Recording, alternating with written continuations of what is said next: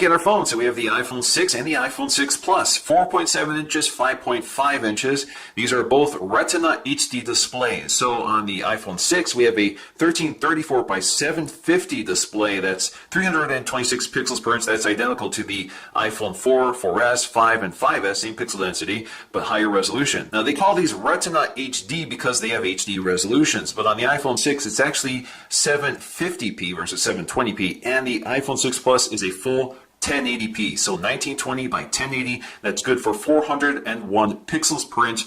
That is the highest resolution display that Apple makes right now. Now, Apple is using dual domain IPS displays here, which means these have much better off-axis viewing than last year's iPhone 5S. We also have photo alignment for a higher quality display in terms of the assembly process.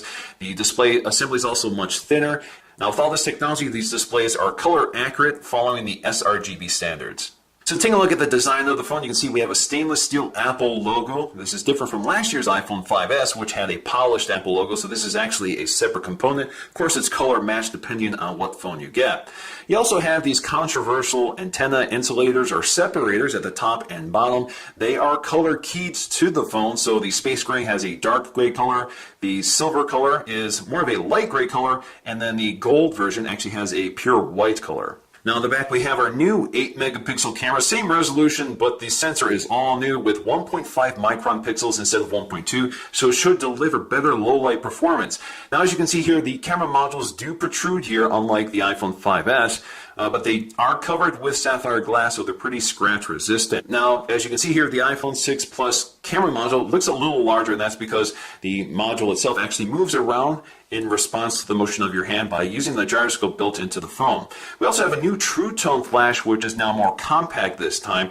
So we have a circular design instead of what they were doing last year with the iPhone 5S. And of course, right next to that, we have our microphones. Now located up here is the NFC chip for Apple Pay. Now right now this is restricted to the Apple Pay feature. Now on the left hand side in the same position on both the 6 and 6 Plus are the volume controls. They're also the same size. You see the redesign from the circular design from the iPhone 5S. You can also see we have our mute switch here, which is quite a bit thinner than the one on the 5 and 5S. So along the bottom, of course, we have a lightning connector. On either side of that lightning connector are the pentalobular screws that hold the device together. We also have our speaker grill. You can see it is larger on the iPhone 6 Plus, which makes for a louder speaker. We also have our headphone jack, simpler design from the iPhone 5 and 5S, which had a little ring around it, a little metal ring. This is looks like plastic or something like that. And then we also have our microphone. Again, a simpler design from the iPhone 5 and 5S. Possibly because there really wasn't much surface area in here that actually was needed for the microphone. It was just decorative. So now we have a more, I guess, honest design in terms of how much space the microphone is actually taking up. Now along the right side, you'll find the repositioned sleep-wake power button, which has been moved from the top to the right side. The interesting thing here, however, is that the power button is not lower on the iPhone 6 Plus, despite its taller size.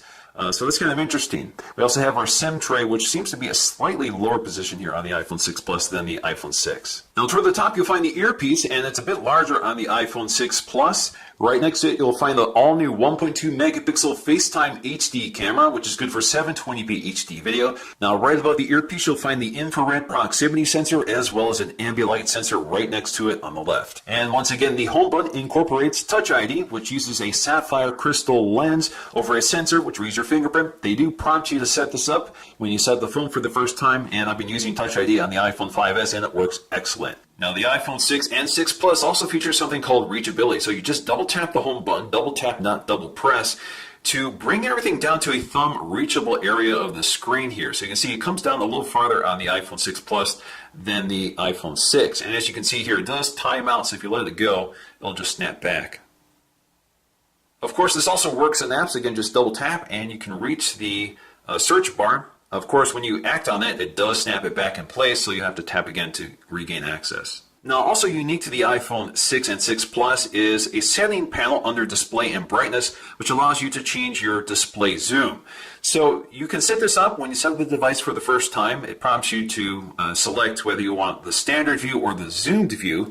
So the zoom view basically magnifies the icons and fills up the home screen.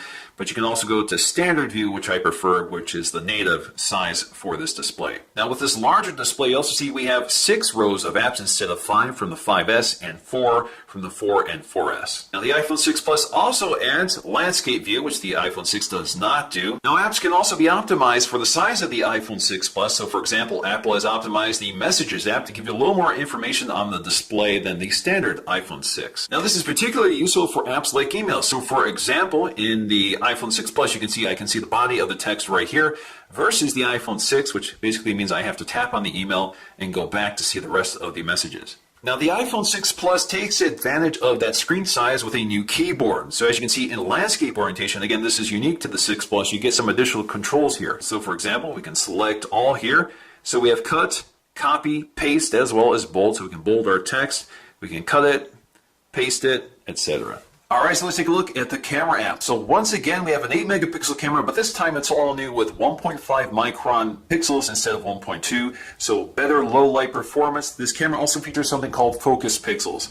Focus Pixels allows the camera to use face detection and autofocus for twice as fast autofocus from the iPhone 5S. This works in both photo and video.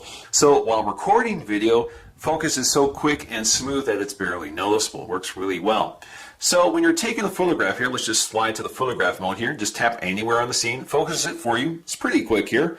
So again, it's pretty responsive. You can tap anywhere on the scene. Now a feature with iOS 8 here is this little exposure controller that appears next to the focus target. So you can manually adjust your exposure or allow the device to do it for you. Snap your photograph. You can also tap and hold for a burst shot. You can see it's pretty quick, just like on the iPhone 5S. Also unique to the iPhone 6 is the enhanced slow-mo mode. So we have 240 frames per second in addition to 120 frames per second. The 5S launched with just 120 frames per second. So with 240, you can get even slower, smoother video in slow motion. Now we also have a new panorama mode, which can now take 43 megapixel panoramas with the aid of the new gyroscope, as well as the new image processor built into the A8 chip. Now, the iPhone 6 are using the new A8 processor, which is succeeding the A7 in the iPhone 5S, but both still have only 1 gig of RAM. But you can see the clock speed here, 1.3 gigs versus almost 1.4 gigs on the iPhone 6. So let's go ahead and run our benchmarks to see how they differ. So pretty impressive results here, almost 3,000 on the multi-core score and a little over 1,600 on the single-core score. Now, they did say that the A8 will perform about 25 or up to 25% faster than the A7, and the graphics performance is up to 50% faster than the A7, and that seems to be pretty consistent with what we're seeing here. Now, there is a big design difference between the iPhone 6 and the iPhone 5S. The iPhone 5S had a more angular design with those polished chamfered edges. The new phones feel really nice in the hand with that continuous smooth surface. Now, the other unique design attribute here is the cover glass, which has a curved edge, which again merges with the shape of the metal body. Again, it feels like one continuous surface. So when you swipe in from the edges, it feels really natural, it feels really nice. We've seen this with some other Windows phones, specifically Nokia phones, so maybe this isn't a big innovation, but Apple's done a really nice job creating a seamless design. Now, Apple says the cover glass is ion strengthened glass, it's not sapphire glass. Now, in terms of size, the iPhone 6 is definitely the mainstream phone. If you're used to using the iPhone 5 and 5S, I don't think there's any issue with the iPhone 6. It's a much thinner design, rounded, more comfortable to handle, and I think anybody can get used to it. To me, it still feels small because I'm used to using much larger Android phones, usually around 5.5 inches, like the iPhone 6 Plus. Now, personally, I love the size of the iPhone 6 Plus. I think 5.5 inches is perfect. I have pretty large hands, so it's nice to have a display with a larger keyboard with a lot more screen real estate for content and for interacting with the display. And I could comfortably use this with one hand. I've been using 5.5-inch Android phones for months now, like the LG G3 and the OnePlus One, and love those. The only difference with those devices, however, is that they're more compact overall. They're not as tall as the iPhone 6 Plus, but the 6 Plus is much thinner, more rounded, and lighter, and feels a lot more comfortable to handle than those phones, even though the device overall is quite a bit bigger. Now, besides the full 1080p display and optical image stabilization, perhaps the biggest reason to consider the iPhone 6 Plus over the iPhone 6 is the battery. This is a 3,000 milliamp hour battery, which is estimated to deliver considerably better performance than the iPhone 6 or the iPhone 5S. So if you need battery life, the iPhone 6 Plus is probably the one you're going to want. But of course,